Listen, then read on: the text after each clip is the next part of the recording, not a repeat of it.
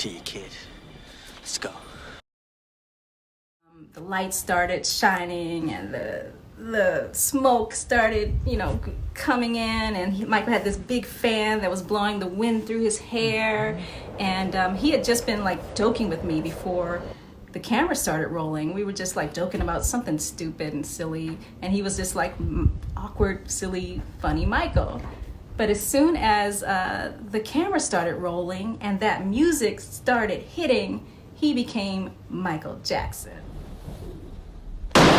He became the king of pop. His eyes, there was like a glint in his eyes, and that glint that he would get. Janet gets it too. It's like, Yeah.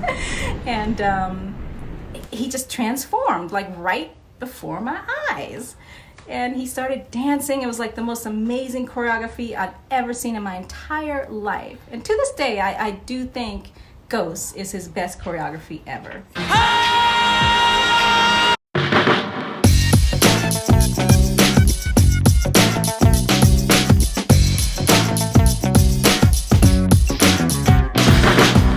What do you think? Even better than Thriller. Yeah, like way better. The choreography is what.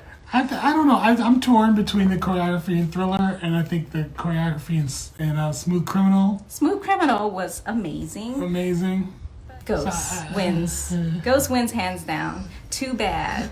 I mean, it was just like mind blowing. I'm not kidding. And I was right there in person, and he did it without any cuts. As the mayor. Because he eventually did. This first scene, he was Michael. So I got to see the full Michael Jackson performance of Too Bad as Michael, right in my face. And it was magical. It transcended everything that I've ever witnessed in my life before and after. Like, it was just amazing. I've seen clips of him dancing as the mayor, too, where he's got the fat suit and he's all extra jolly and... Yeah, that came towards the end of our shoot.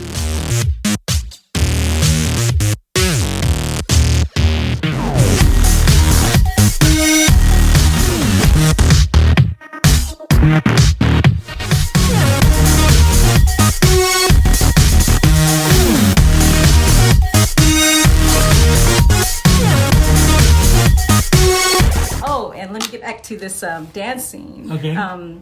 So I was standing there watching him do the most amazing dancing I've ever seen in my life.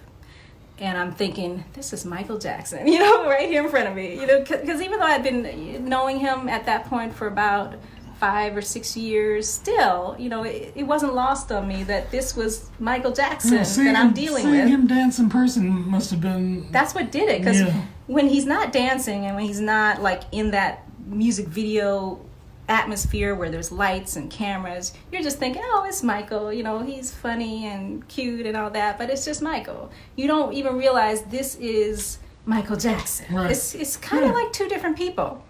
It really is. You get it. And to witness that in person, I was just in love. I was like, okay, that's it. I'm deeply in love with this man at this point right here. Who I think you would have been, Ted. Do you think? I love Michael. I've always loved him. He's pondering the thought. So I'm standing there. He's performing these iconic moves, and in between shots, like when they would stop shooting the dance scene for a while, so that everyone could so the cameras could reset. Michael, the whole time I saw him like staring at me. Like whenever they had a break, he would look over at me, and I was thinking, why is he looking at me like this? It kind of made me self-conscious. And then finally, during the next break, he walked over to me, and I was thinking, oh my God, is he going to tell me to leave the set? Like, what is it? Because I was still nervous. I didn't know, am I supposed to not be here? What? What did he want? So he walks over and he says, these were his exact words too. He said, let me ask you a question. And Michael, here's another thing for the fans that maybe you don't know. When Michael was about to ask a direct question, he always said, let me ask you something. Or let me ask you a question. That was how he always started a direct question. And you were like, oh God, what is he going to ask me? Let me ask you something. Do Sandy and Jim know that you're here? Sandy and Jim were his managers, my bosses. And I had found out prior to filming that he had banned Sandy and Jim from the set. Why? He wouldn't let them come. He wouldn't let anyone from his office, MJJ Productions, come, except for if you were like involved directly in the shooting, like his bodyguards, Yannick and Wayne. They were there. So what'd you tell him? So at first I was like stunned because I was thinking, you didn't tell them, you know, you didn't tell them, because I thought he had told them. And so I said, oh yeah, they know, because I had to, you know, take off from work for a month. We filmed for a month, so I had to take off a month from work. Well, I'm not going to tell them. Yeah. What excuse are they going to accept? Right. Except I have to tell them. Except With Michael. You're hanging with Michael. I'm with your biggest client. It's the only excuse I had. It's the best excuse. The truth is always the best excuse. I've learned that in life. Listen, I'm sick Right? for 30 days.